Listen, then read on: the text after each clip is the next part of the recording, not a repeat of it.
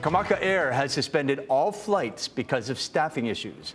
The company is the only air cargo service for Lanai and Molokai.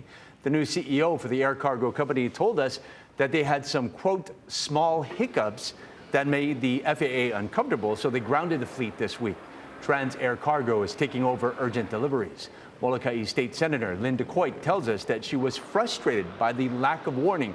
And Congresswoman Jill Takura says that her calls to Kamaka were not returned. But when we talk about a lifeline, cargo service is that for Lanai and Molokai for that matter. And so this was a huge concern. What happened just out of the blues, no word as to the shutdown coming, or even at least to reach out to myself or to the Department of Transportation Airports and say, hey, we need some help. This is life and death. Sometimes if our medicines don't get here on time, it can be the difference between life and death on Molokai. This is serious. The carrier's online job postings include chief pilot and director of flight operations. Kamaka Air's CEO says that he hopes to get flights back in the air by next week.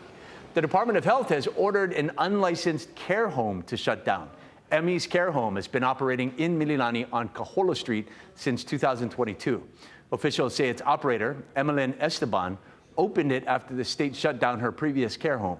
In addition to demanding its closure, Esteban has been issued a $117,000 fine. She has about 2.5 weeks to appeal. Are you prepared should disaster strike? Only 1 in 5 Oahu homeowners has flood insurance, according to a new survey sponsored by FEMA. The survey of more than 1,000 people also found most were unaware that standard homeowners and renters insurance does not cover flood damage, and that hurricane insurance does not cover standing water that is caused by a storm surge. The average repair cost for homeowners who suffered flood damage was about $30,000. Renters paid even more.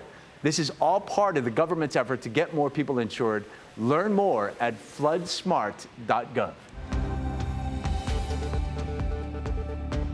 On Monday, we'll see those wind and Mauka showers again in the morning and in the overnight hours. We'll be back to the more typical trade wind weather.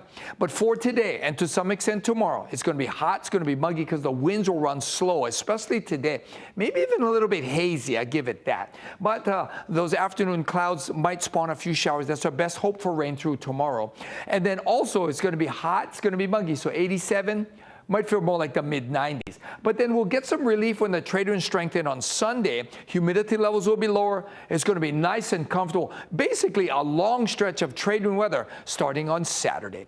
This See It Now digital news brief is sponsored by Long's Drugs, bringing our heart to every moment of your health.